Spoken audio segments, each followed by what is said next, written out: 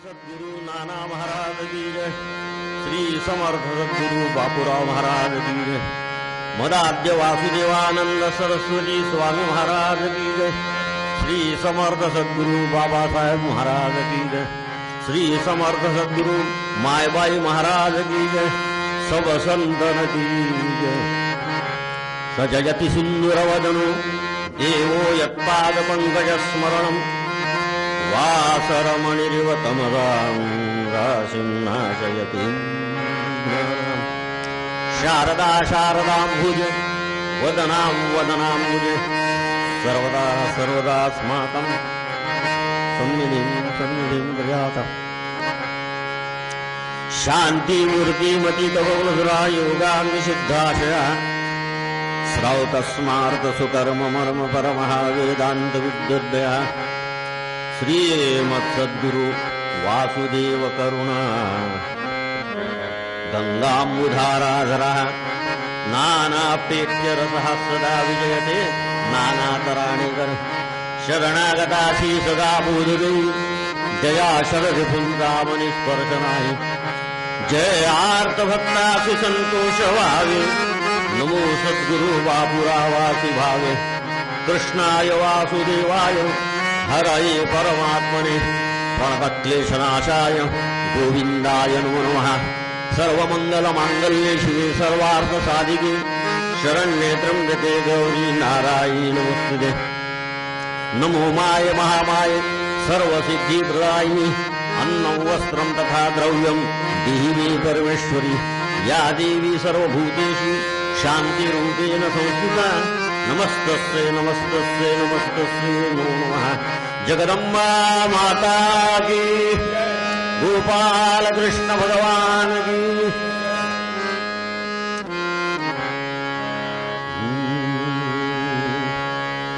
जय जय राम कृष्ण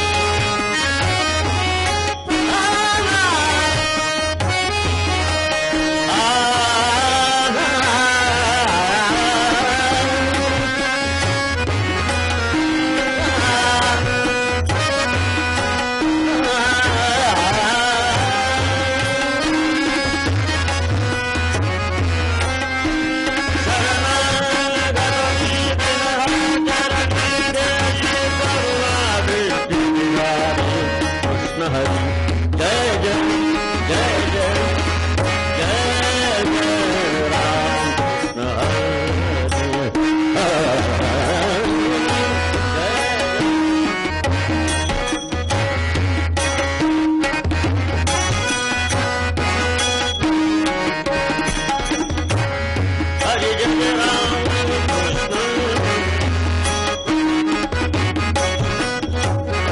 हरी जय राम कृष्ण हरी जय जय जय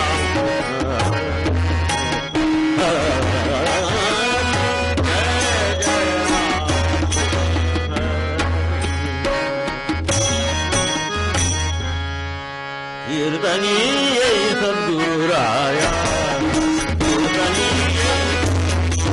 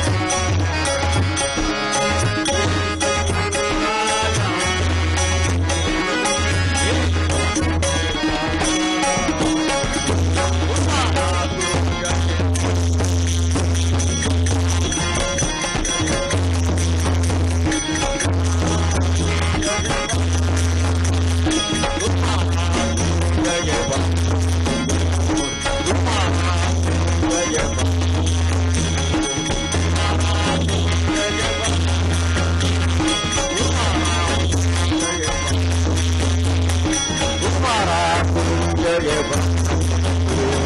गुरु महाराज जय जय गुरु महाराज जय जय गोपाल कृष्ण कुलस्वामिनी जगदंबा माता की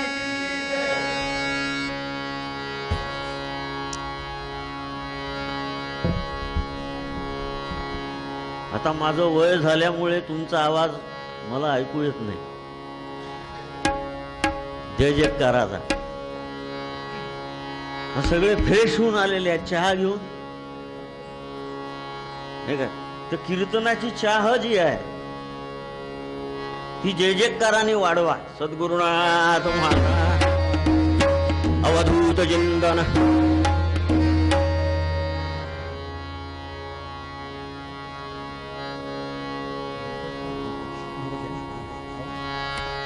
कब सुमरोगे राम अब तुम कब सुमरोगे राम अब तुम कब सुमरोगे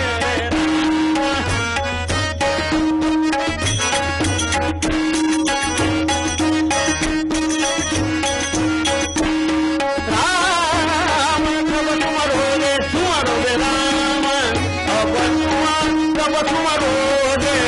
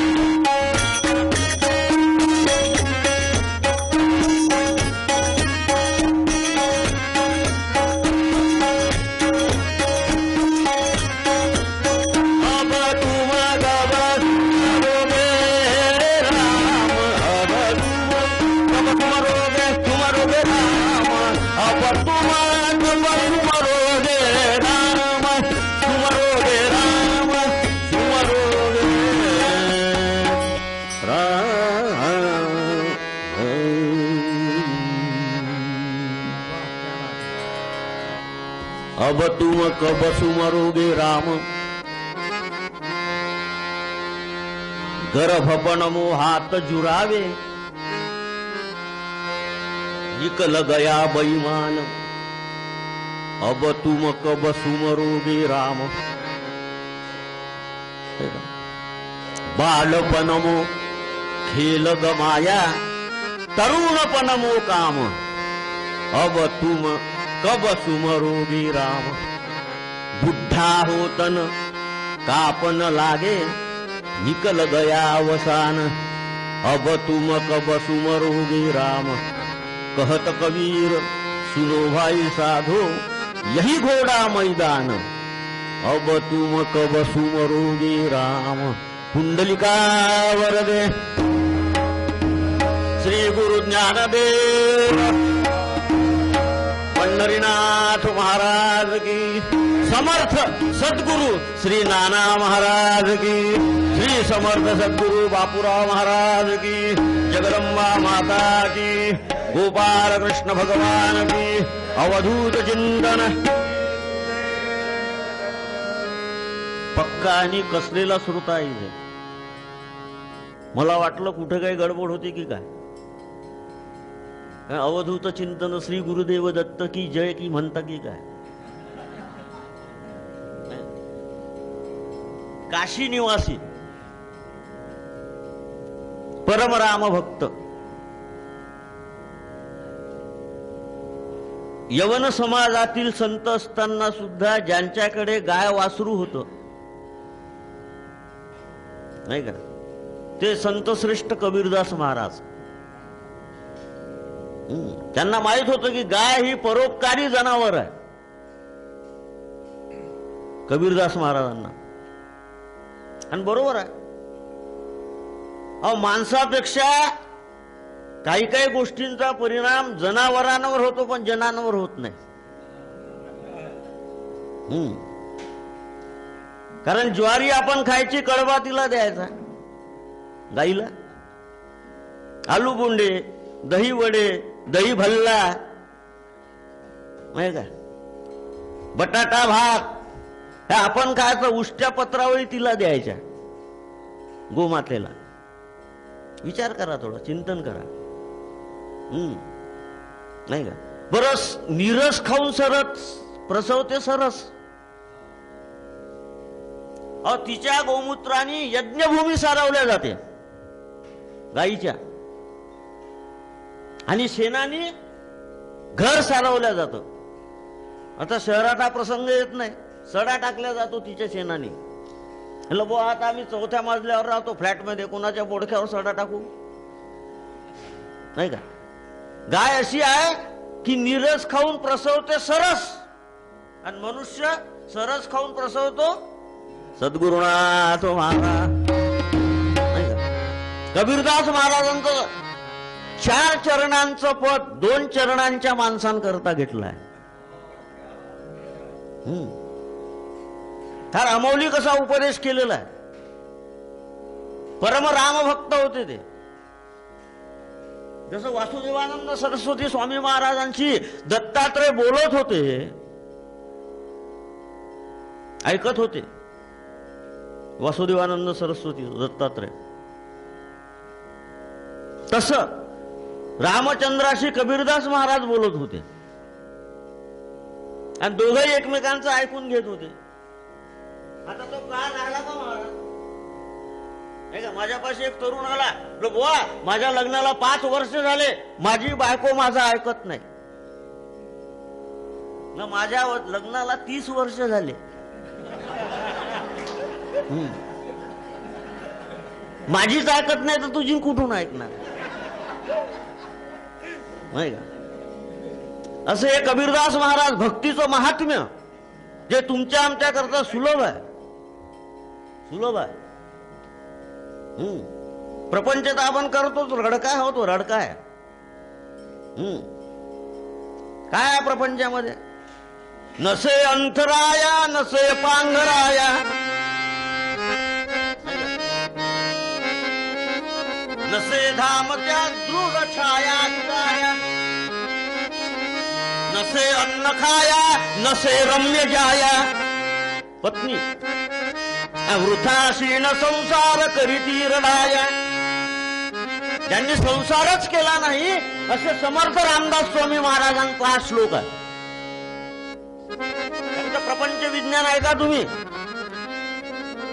रामदास स्वामींचं थक्क होऊन जा. अहो सावधान म्हटल्याबरोबर बोहल्यावरून पळून जाणारा एकमेव नवरदेव.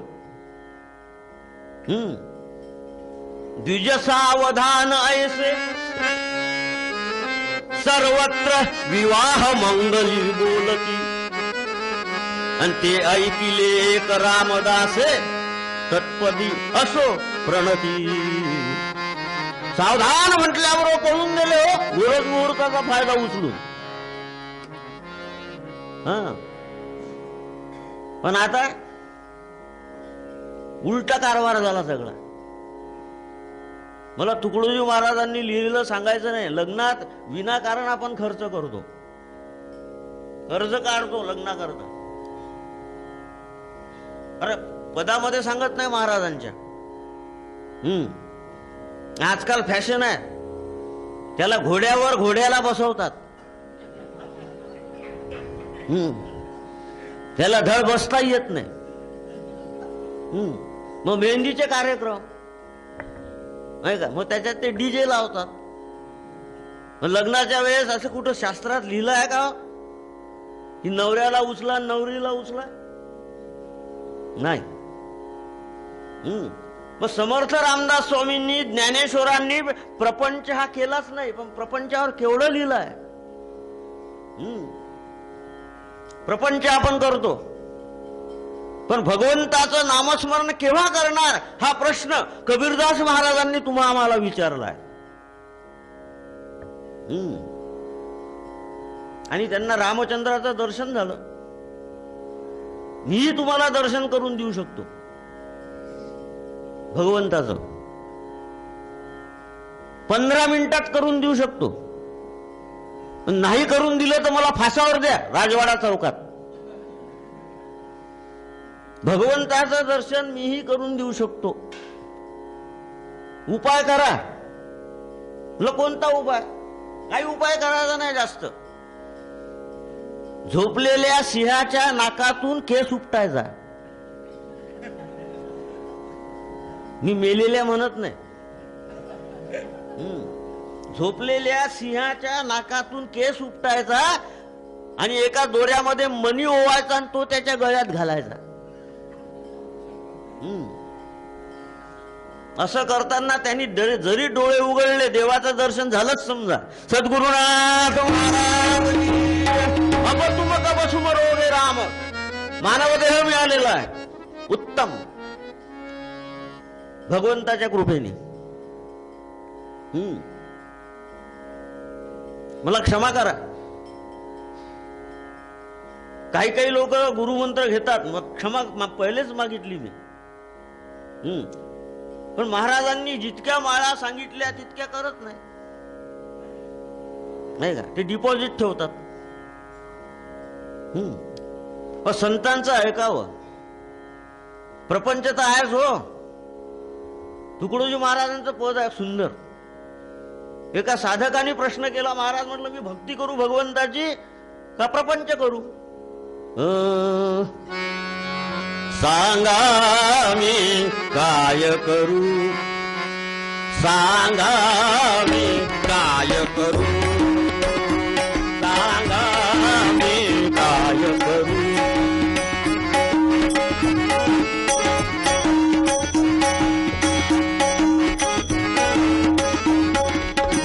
भक्ती करू का पोट भरू, भक्ती करू का पोट भरू, भक्ती करू का पोट भरू, सांगा मी काय करू.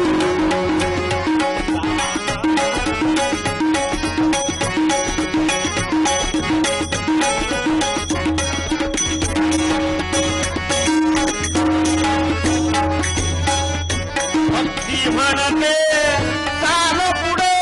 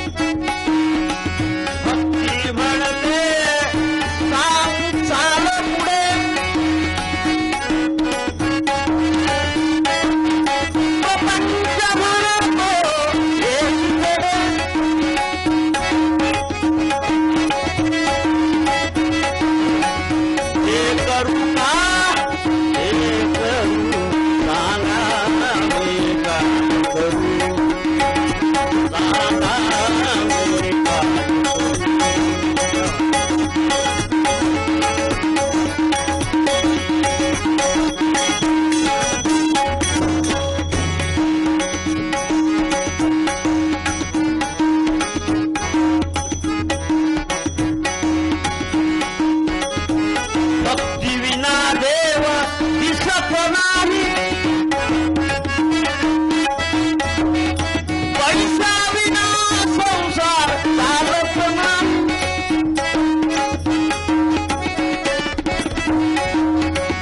कोणताही मार्ग धरू, कोणताही मार्ग धरू चालत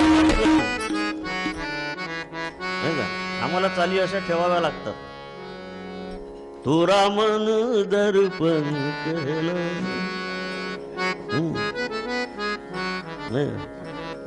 भले बुरे सारे कर्मों को देखे और दिखावे, अशा चाली ठेवाव्या लागतात. 25-30 तरुण होते माझ्या कीर्तनाला, आणि दत्त जन्माच्या पिरियड मध्येच कीर्तन होतं नवरात्रामध्ये. मी त्यांना सांगितलं भजन करा, पण ते करतच नव्हते. म्हणलं यांची चाल बदलवा लागेल. तुम्ही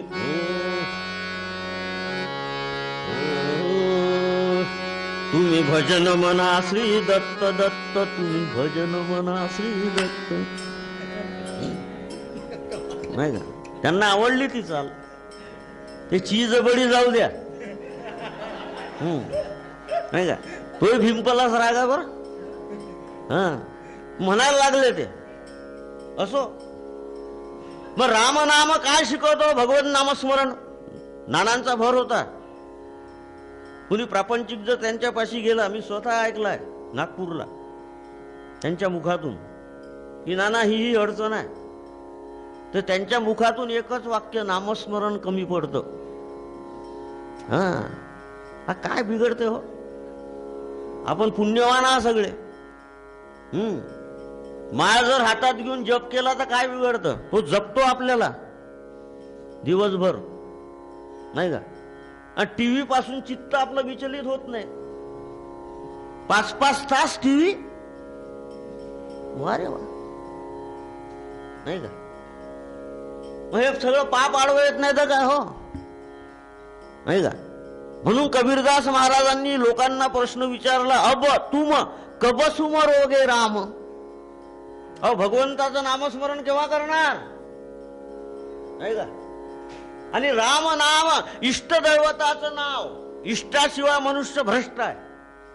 नानांचंच बोधवचन आहे. आणि दुसरं बोधवचन इकडे लिहिलं आहे, गायत्री शिवाय ब्राह्मणाचा उद्धार नाही. काय बोधवचन आहेत. तसे संत आपल्याला मिळाले. आपलं पूर्वजन्मीचं प्रारब्ध सत्कर्म परिपाकांते भवेत सद्गुरु दर्शनम, नाही का. काहीतरी पुण्य आपल्या गाठीशी होतं म्हणून आपल्याला सद्गुरु नाना महाराजांसारखे सद्गुरु मिळाले, संत, नाही का. संजीवन शब्द पुन्हा, नाही का. इथं आजकालचे आशीर्वाद देतात. आजकाल काय, अष्टपुत्रा सौभाग्यवती पुत्रवती भव, तो खराच होत नाही. कारण संत जे आशीर्वाद देतात ना, तर आपलं पुण्य त्या आशीर्वादाच्या पाठीमागे सोडतात, अर्पण करतात. मग रामनाम काय शिकवतं आपल्याला? काय शिकवतं? हो, व्यवहारात तरी लोकांशी गोड बोललो पाहिजे, नाही का. एक सुंदर श्लोक आहे पुरातन.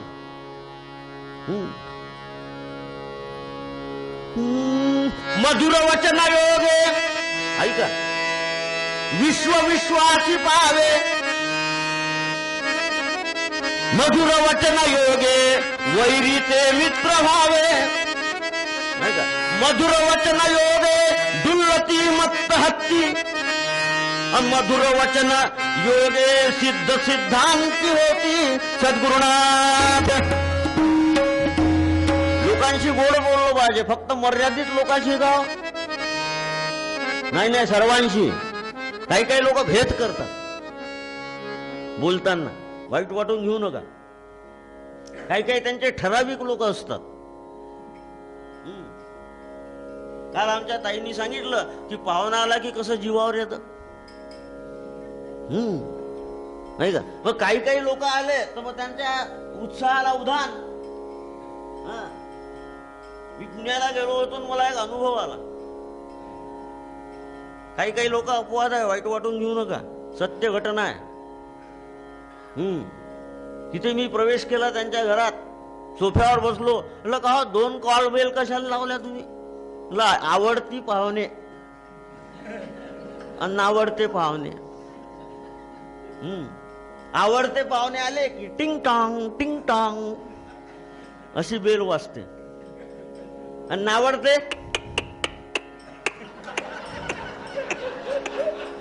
आली कटकट. मधुर वचन होते. काय शिकवतं नामस्मरण? काय ओवी आहो समर्थांची? तुम्ही दासबोध वाचा, काय ओवी आहे?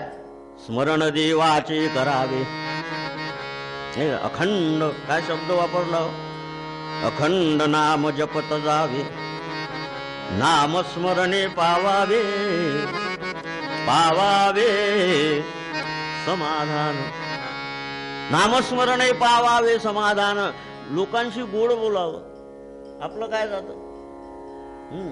आणि नामाने काय होतं? तो क्रोध आहे, शीघ्रकोपी काही काही लोक असतात, ते घातक आहे.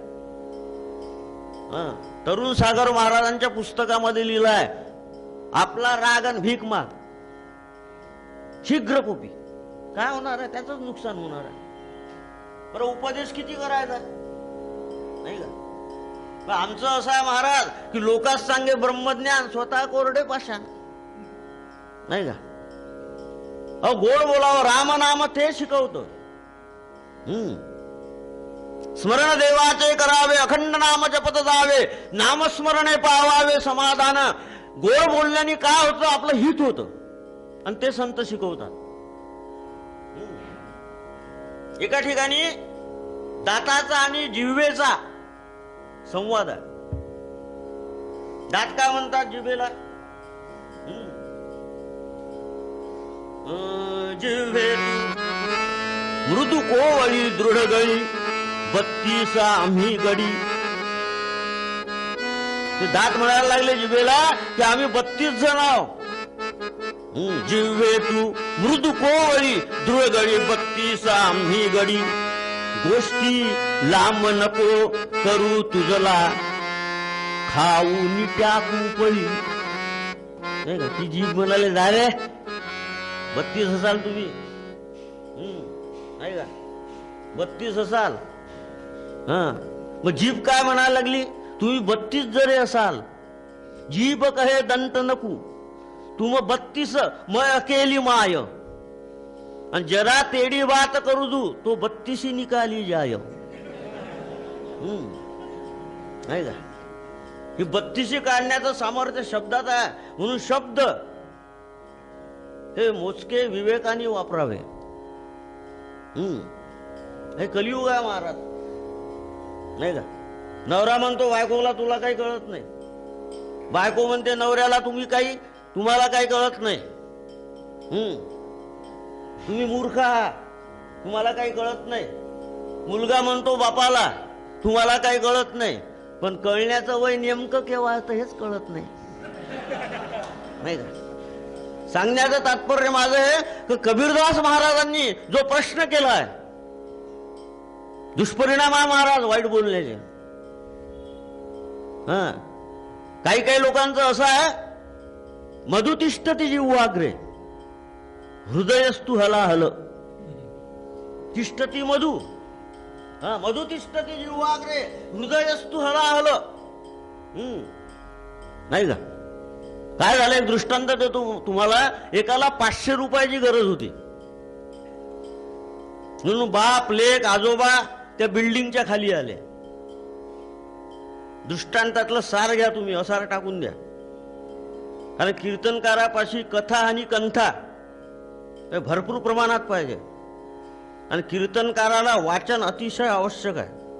वाचाल तर वाचाल. नाही का? समर्थांनी उपदेश केला, मी नाही करत. आम्ही पोस्टमन आहोत.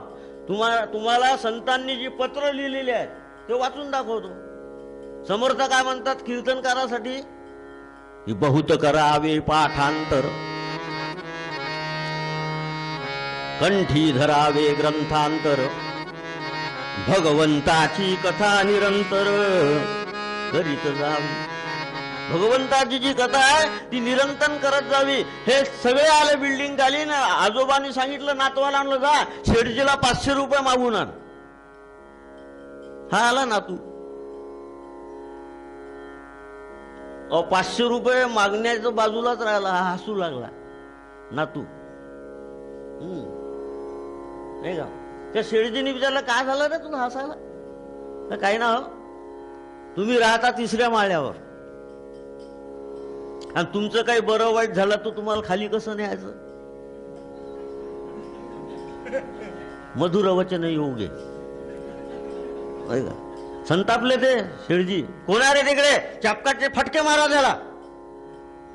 मारायला सुरुवात केली त्याला. त्याचा बाप आला. माझा मुलगा कुठे आहे? त्यांनी असं म्हटलं बुवा. हा तुमचं जर काही बरं वाईट झालं, तुम्ही 3ऱ्या माळ्यावर राहता, तुम्हाला खाली कसं न्यायचं? मूर्ख मुलगा आहे तो, त्याला काय समजते? तुमचं काही बरं वाईट झालं तर तुमच्या शरीराचे तुकडे करायचे. मधुर वचन योगे. तुमच्या शरीराचे तुकडे करायचे आणि खाली न्यायचं. बापाही तसाच. अनुवंशिकता आहे ती. एका शाळेमध्ये मास्तरने शिकवलं म्हण इलेक्ट्रिसिटी, तो विद्यार्थी इलेक्ट्रिकिटीच म्हणे. मग त्याच्या बापाला बोलवलं, का तुमचा मुलगा इलेक्ट्रिसिटी शिकायला जातो तो इलेक्ट्रिकिटी म्हणते. नाही का? जाऊ द्या ना गुरुजी, त्याची कॅपॅसिटीच नाही आहे.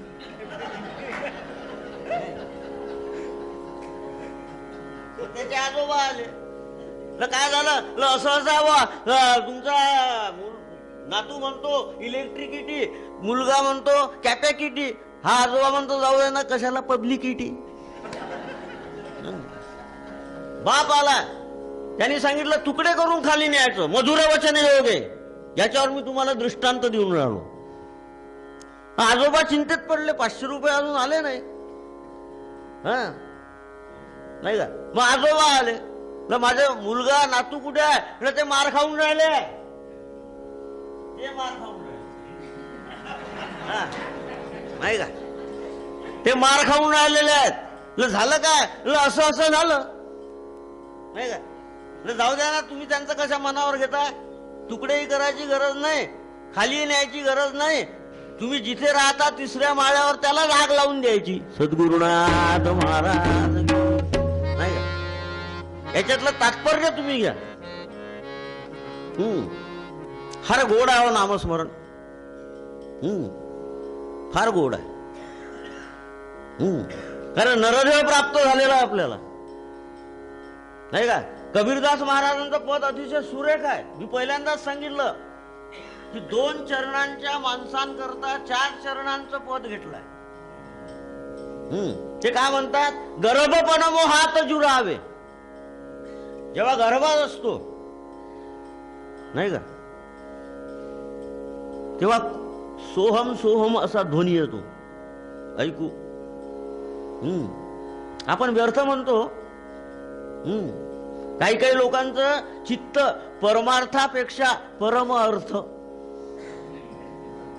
नाही का, याच्यात जास्त असत.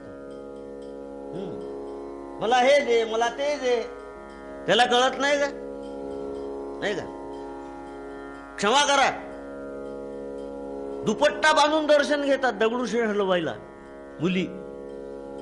मी मध्य प्रदेशचे सांगत नाही, विदर्भाचंही सांगत नाही. त्या गणपतीला कळत ते कळते का कोण दर्शन घेऊन राहिलं? नाही. मग सांगण्याचं तात्पर्य माझं हे, आपलं काय चालू होतं? नाही, पूर्वीचे कीर्तनकार असे प्रश्न विचारत, काय चालू होतं? आज उत्तर येते आजकाल तुम्हालाच माहित नाही तर आम्हाला माहित कुठून असणार.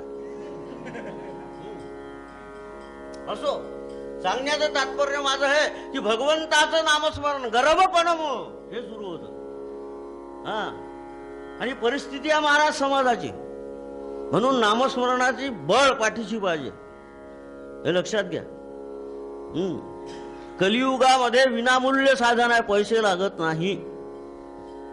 नाही सवय लागत तर हातामध्ये माळ घ्या, ती संगती आहे माळेची. काही काही लोक म्हणतात, नाटकं करतात, अरे अग्नीवर जर पाय पडला तर चटका देणं त्याचा गुणधर्म आहे ना. तसं नामस्मरणाचा गुणधर्म आहे पाप क्षालन करणं. ही शक्ती आहे नामामध्ये. नामे संकटे नासती, नामे विघ्ने निवारती, नामस्मरणे पावजेती उत्तम पदे. गर्भपण मोहात जुरावे, ही परिस्थिती आहे. काही काही मुलं अपवाद आहे, आई वडिलांची सेवा करतात. आणि काही काही मुलं आई वडिलांशी निरंतर मुजोरी करतात. गर्भातून बाहेर आला की कोहम कोहम, गर्भपण मोहात जुरावे. मला दृष्टांत आठवला म्हणून सांगतो.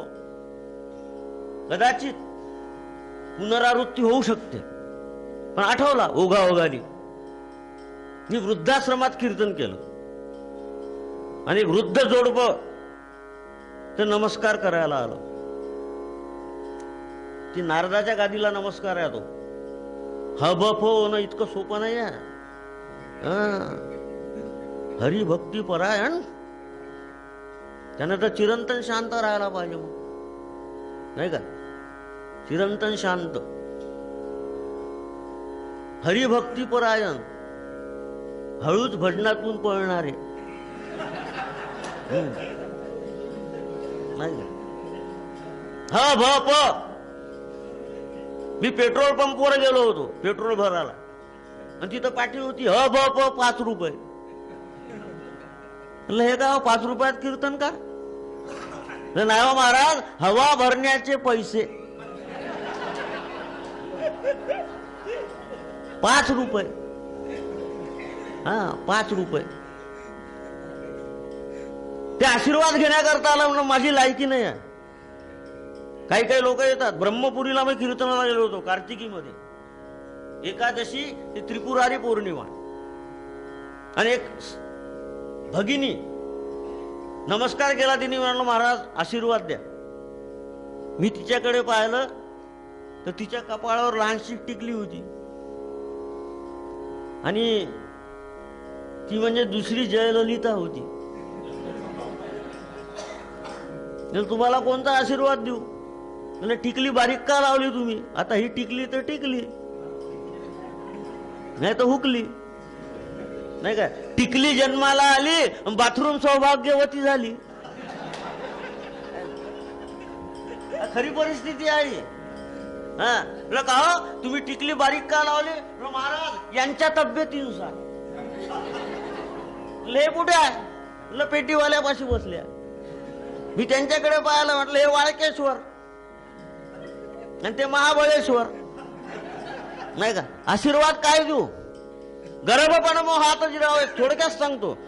मी त्यांना विचारलं वृद्ध जोडप्याला, म्हणलं तुम्ही वृद्धाश्रमात कसं आहे? म्हटलं महाराज झाकली मूठ 1.25 लाखाची, मुलांनी टाकला आम्हाला.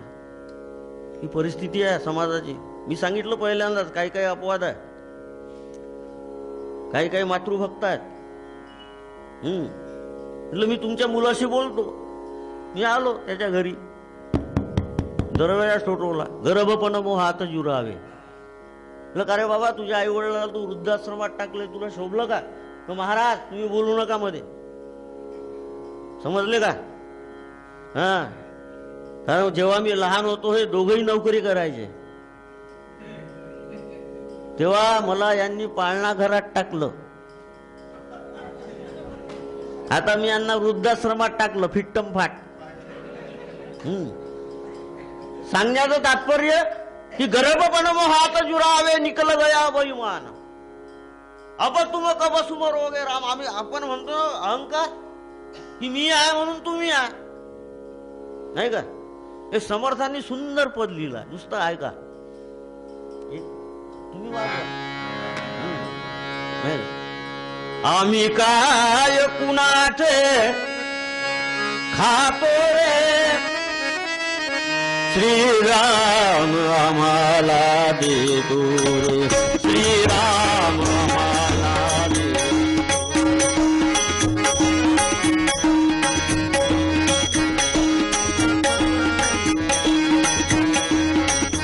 आम्ही काय कुणाचे खातो रे श्रीराम आम्हाला देतो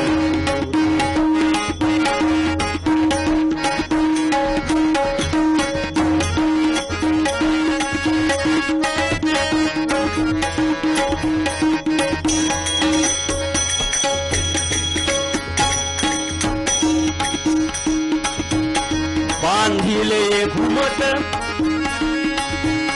किल्ल्याचे तट तिथे फुटकी पिंपळवट तयाशी कोण पाणी घालतो रे श्रीराम आम्हाला देतो श्रीराम श्रीराम श्रीराम श्रीराम श्रीराम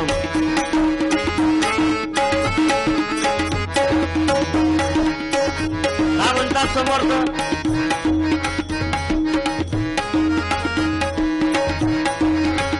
काय म्हणतात समर्थ आहे का हा सुंदर बहारीचं पद आहे पहा रे पहा मातेच्या स्तनी चिंतिता तेथ रक्त मांस मलखानी तिथे विमल दुग्ध कोण तिथे विमल दुग्ध कोण निर्मितो श्रीराम आम्हाला देतो आम्ही काय कुणाचे खातो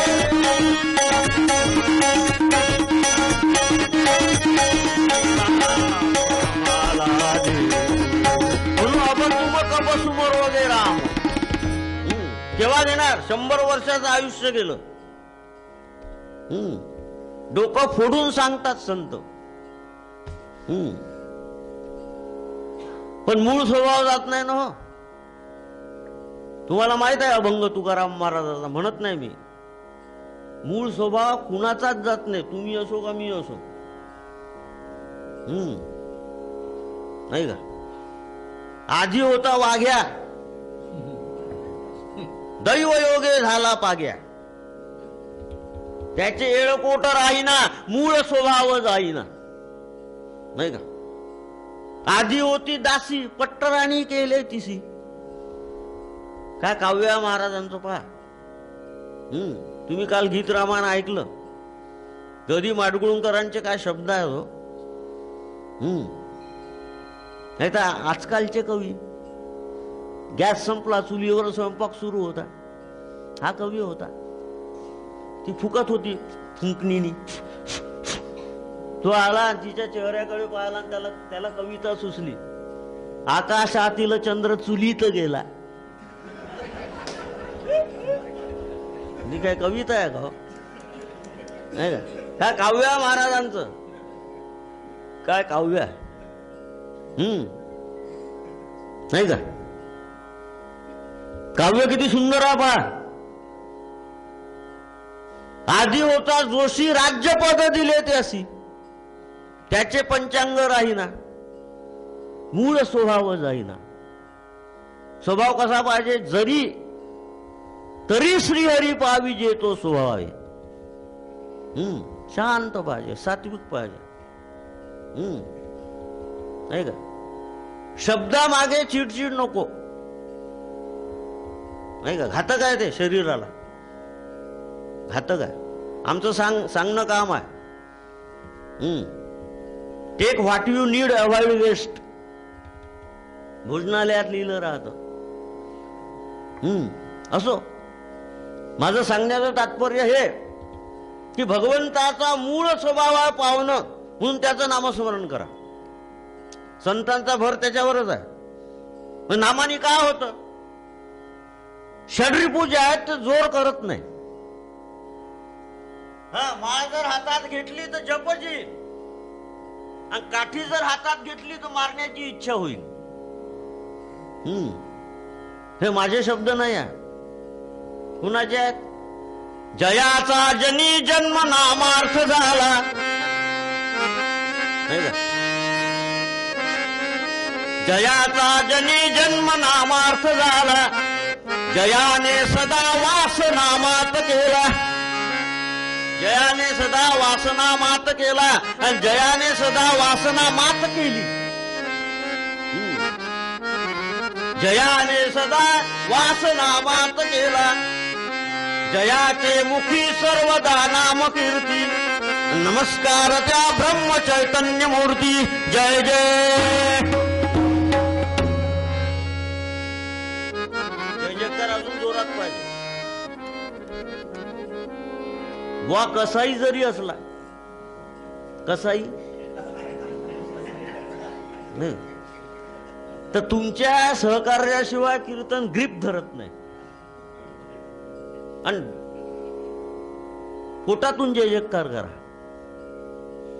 आपण नेहमी म्हणतो पोट शिवळाने दिजे तड फडता, कळवळले ते कळवळू आता.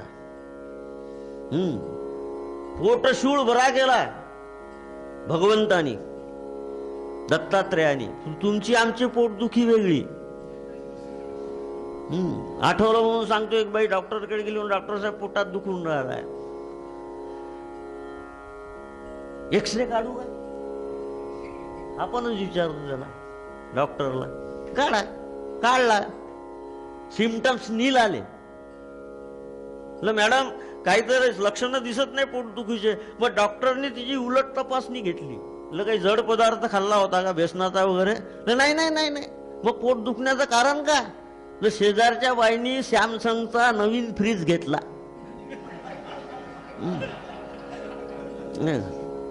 म्हणून माझ्या पोटात दुखत आहे. आणि त्या पोटदुखीला काय अर्थ आहे?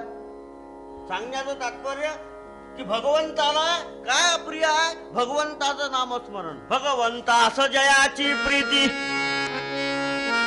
आपण वर्तावे तेनेची रीती. त्याला कळत नाही का? सद्गुरूला कळत नाही का आपला शिष्य काय करतो काय नाही? नाही का? सगळं कळत, कळते पण वळत नाही. ही म्हण आहे. खायला नाही घरी रेशनचा कोंडा, फिरायला हिरो होंडा. नाही का? याला काय अर्थ आहे? त्यांना कळत नाही असं नाही आहे, सगळं कळत. स्मृतुर्गामी स्वभक्ताना उद्धरता भव संकटात. नाही का? मग भगवंताचं नामस्मरण कशा करता? आपला उद्धार होण्याकरता. नाही का? आपला उद्धार व्हावा असं जर वाटत असेल तर नित्य नियमाने भगवंताचं नामस्मरण करत जा. कीर्तनाच्या गादीवरून मी तुम्हाला उपदेश करत नाही. हे संतांचे वाक्य आहे, माझे नाही. नाही का? माझे नाही. अमृताहुनी गोड, अजूनही गोड आहे. नाम तुझे देवा. नाही का? इथे 3 मुलं असे पाहत होते. प्रतापनगरला माझं कीर्तन होतं आणि ते चालले होते. मी त्यांना म्हटलं, झलक दिखला जा, एक बार आजा आजा आजा. अरे कीर्तनात तर येऊन बस बाबा. पाणठेल्यावर काय? रस्त्यावर रस्ता, रस नाही त्यात, रस त्यात. नाही का?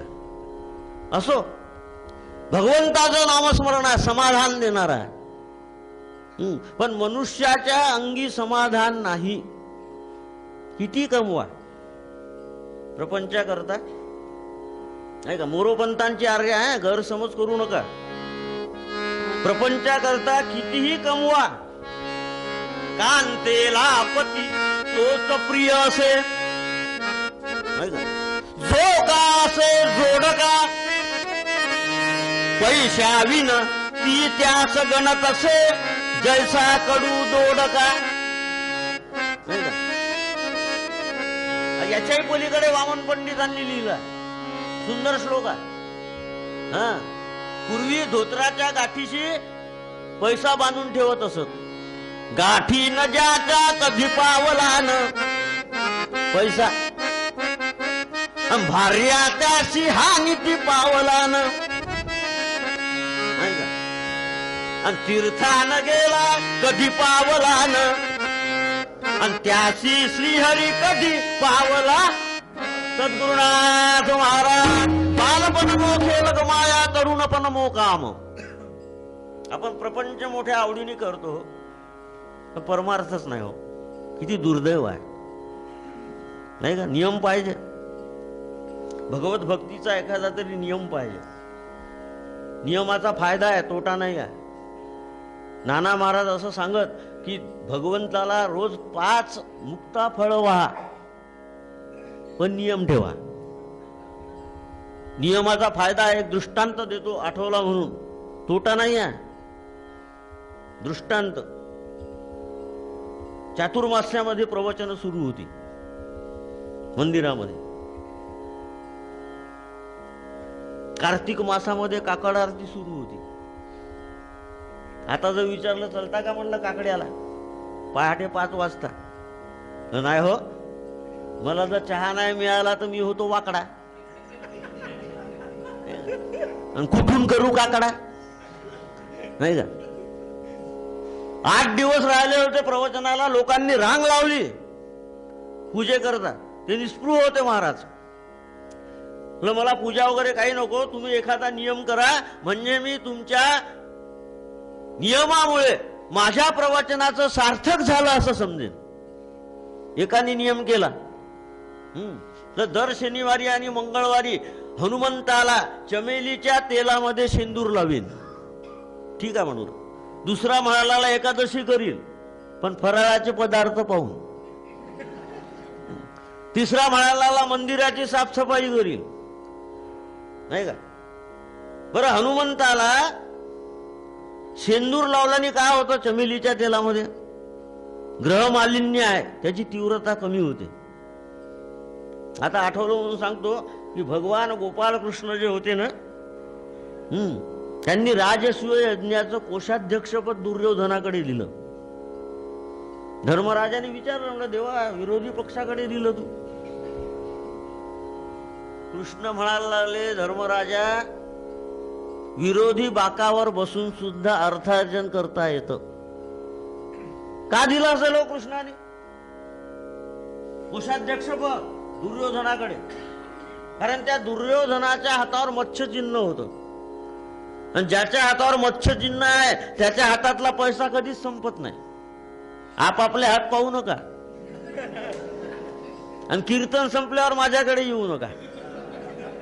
प्रत्येकाने नियम केले नाही का, प्रत्येकाने नियम केले. त्या रांगेमध्ये थोडक्यात सांगतोय गरीब शेतकरी होता. महाराज, माझ्या घराच्या बाजूला जो जयराम नावाचा कुंभार राहतो, त्याचं तोंड पाहिलं की मी जेवायला बसत जाईल. तोंड पाहण्याचा नियम. मी का सांगून राहिलो दृष्टांत? नियमाचा फायदा आहे. अरे भगवंताने आपल्याला श्वास दिलाय, आणि श्वास मोफत दिलाय. नाही तर व्हेंटिलेटरवर जा बरं तुम्ही, 5,000 रुपये रोज घेतात, आणि मरण पावला तरी जिवंतच आहे म्हणतात. ही परिस्थिती आहे. पायाच्या अंगठ्यापासून डोक्यापर्यंत आपल्याला तपासतात, आपल्यालाच विचारतात काय झालं तुम्हाला. अर्धा तास तुम्ही काय केलं, काय केलं अर्धा तास. पण त्यांनी सांगितलं तोंड पाहण्याचा नियम, आणि भूक लागली की जयराम भाऊ, तोंड पाहिलं की जेवायला बसायचं. वैशाख महिना. हा आला हनुमानी घरी, बायकोला सांगितलं तू वाढून ठेव, भूक लागली आहे सपाटून, मी तोंड पाहून येतो. हा आला जयराम भाऊ, बायकोने आवाज दिला घरी नाही आहे. अरे बापरे, पंचायत झाली. कुठे गेले? डोंगरावर गेले माती आणण्याकरता. नाही, तोंड पाहिल्याशिवाय जेवायचं नाही. हनुमानी निघाला शेतकरी. हनुमानी निघाल्यानंतर हा जयराम नावाचा कुंभार माती खणत होता. आणि माती खणता खणता खणता खणता खणता खणता त्याला द्रव्याचे 2 हंडे सापडले कुंभाराला. त्यांनी बाजूला ठेवले. आपला कुंभारकीचा व्यवसाय बंद. पण यांनी आवाज दिला तर जयराम भाऊ. आणि त्याला भूक लागली होती. तो सपासप चालायला लागला शेतकरी. त्याला वाटलं यांना हंडे पाहिले. हा ग्रामपंचायतीमध्ये सांगेल, ईडीची मला नोटीस येईल. थांबा शेतकरी दादा, नाही पाहिलं पाहिलं. त्याला म्हणायचं होतं तुझं तोंड पाहिलं. याला वाटलं हंडे पाहिले. हा धावत आला, हात धरला शेतकऱ्याचा. दादा 1 हंडा तुम्ही ठेवा, 1 हंडा मी ठेवतो. हा नियमाचा फायदा आहे. सांगण्याचं माझं तात्पर्य आहे की बालपण मोखेल गमाया. 4 पायऱ्या आहेत आपल्या जीवनाच्या. माता ब्रह्मची शिशुपणी पहिली पायरी. पंगडी खेळ यौवनी युवती. वार्धक्की सुत चिंता हरिपदी रत प्राणिके धवा होती. नाही का? हरिपदी रत प्राणिके धवा होती. म्हणून भगवंताचं नामस्मरण कलियुगामध्ये पाहिजेच पाहिजे. जबरदस्तीने घ्या. नामे पाप जळे महाभय पळे. शत्रू कदा ना ढळे. आला मृत्यू टळे भवाब्दी वितळे. तो मोक्ष पायी रुळे. नामाचा महिमा श्रुतीस नकळे. वागीश्वरी पांगुळे. ती नामे वदा तुम्ही बळे. घ्या मुक्तीचे सोहळे. सद्गुरुनाथ महाराज. म्हणून भगवंताचं नामस्मरण काय करायचं? एक दृष्टांत देतो आणि निरूपण संपवतो. भगवान गोपाल कृष्ण गोकुळातून चालले होते.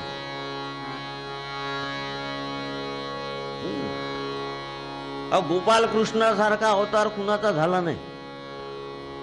झाला असेल तर दाखवून द्या मला.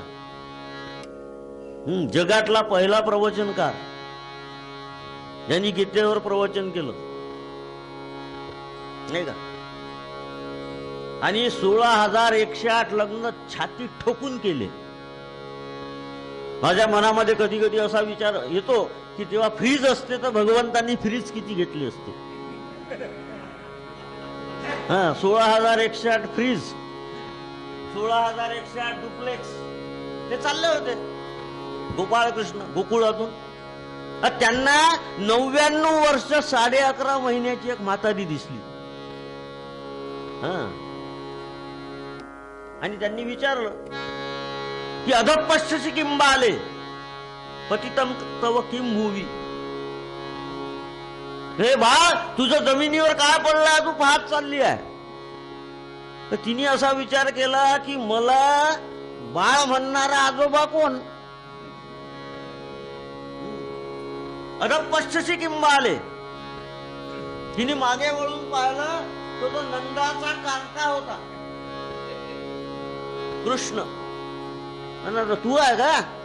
हो. काय हरवला म्हटलं तुझं मातीमध्ये. म्हटलं कृष्णा माझी एक मौल्यवान वस्तू हरवलेली आहे, तू सापडून देतो का? न वचन दे. वचन दिलं कृष्णाने. तिला का माहित हा नंबर 1चा खोटा रडाया म्हणून. तुम्ही आम्ही खोटं बोलतो हो किती, त्याला मर्यादा आहे.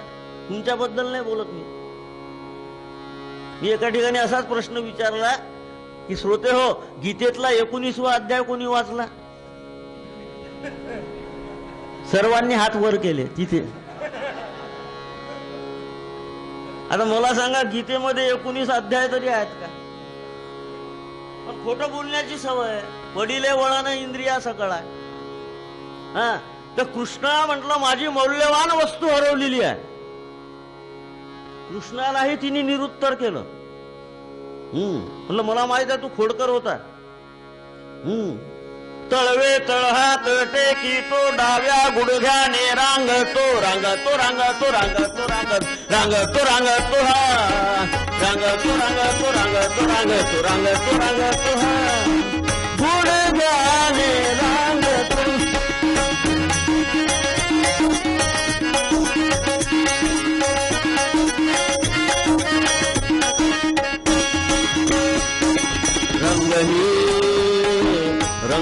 रंगनाथ खेळ तुम्हा देखी लागत ये रंगणी रंगनाथ खेळ तुम्हा देखी लागत ये गुड घ्याले रांगतो तुम्ही पाहिलं तू खोडकर आहे याने माझे कवाड उघडिले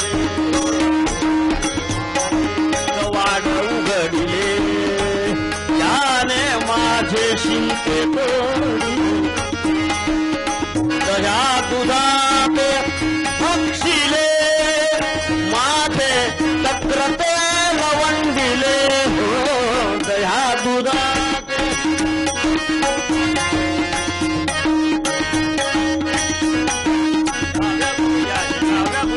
डाव्या गुडघ्याने गुडघ्याने लागतो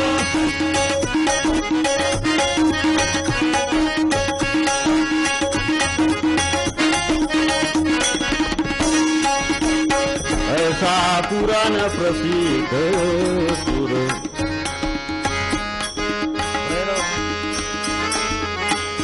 ऐसा पुराण प्रसिद्ध सुर केशव नाम याचा नाम याचा नाम याचा नाम याचा तार पंढरपुरी अवतार भक्त कुंडलिका साधी कृष्णा माझी मौल्यवान वस्तू हरवलेली आहे 4 पायऱ्या जीवनाच्या तर कोणती निरुत्तर केलं हो भगवंताला रे रे कृष्णा न जानासी गतम मम तारुण्य मौक्तिकम माझा तारुण्य रूपी मोती या मातीमध्ये हरवलेला आहे सापडून देतो का कृष्णाने कानावर हात ठेवले आजी सगळं काही जमवलं पण गेलेलं आयुष्य मी परत करू शकत नाही बुड्ढा होत न का आपण लागे निकल गया अवसान हा अट्टहास आहे संतांचा की भक्ती करा भक्ती करा अट्टहास नाही का काय झालं एक दिवस बिरबल दरबारामध्ये आलाच नाही काही लोक अट्टहास करतात भक्ती करायचीच कशाला काय होतं त्यांनी तर्क निरर्थक बादशाहाने विचारलं का रे तू काल आला नाही दरबारात तर देवा खुदावंद मालिक परवदिगार काल गोकुळाष्टमी होती की नाही म्हणून मी आलो नाही बरोबर आमच्या इथे गोकुळाष्टमीचा उपवास राहतो दुसऱ्या दिवशी पारणं राहते तू बादशाह म्हणला असा विनाकारण अट्टहास असं का गोकुळाष्टमी असं चतुर्थी आणि एकादशी जर एकाच दिवशी आली तर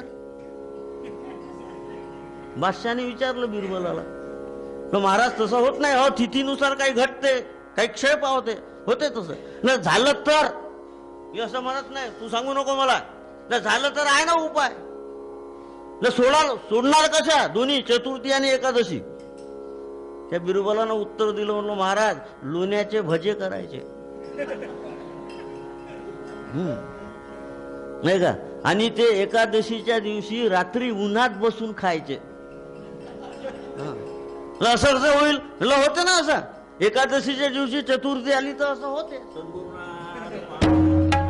पण संत म्हणतात की अट्टहास धरा नाही का कहत कबीर सुनो भाई साधो यही घोडा मैदान म्हणजे काय आपला नरदेह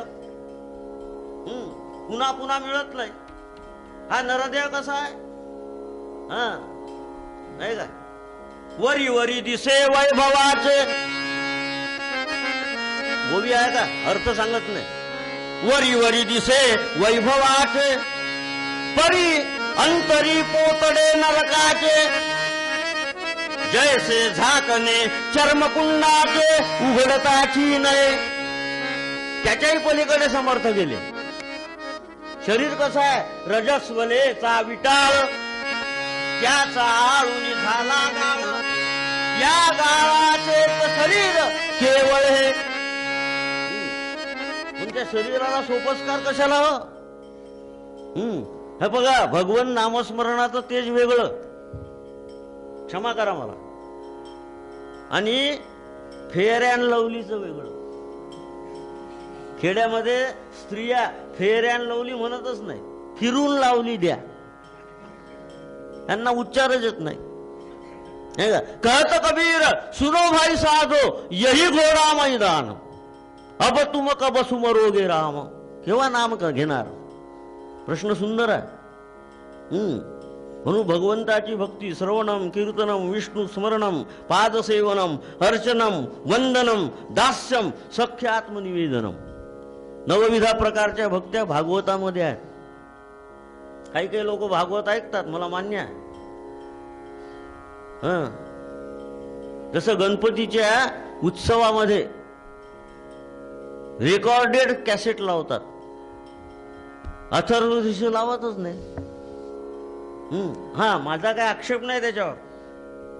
गणपतीनं जर कोणा मंडळाला दृष्टांत दिला असेल की बाबांनो अथर्वशीर्ष मला ऐकवू नका, एखाद्या सवंग गाण्याची कॅसेट ऐकवा, तर माझा त्याच्यावर काही आक्षेप नाही, काहीच आक्षेप नाही. पण नरदेह प्राप्त झालेला आहे आणि नरदेहामध्ये सुवर्ण संधी आहे. कोणती हो? पूर्वपदामध्ये कबीरदास महाराज वर्णन करतात, गोरख कल्याण. कब सुमरोगे राम, अब तुम कब सुमरोगे राम, अब तुम सुमरोगे राम.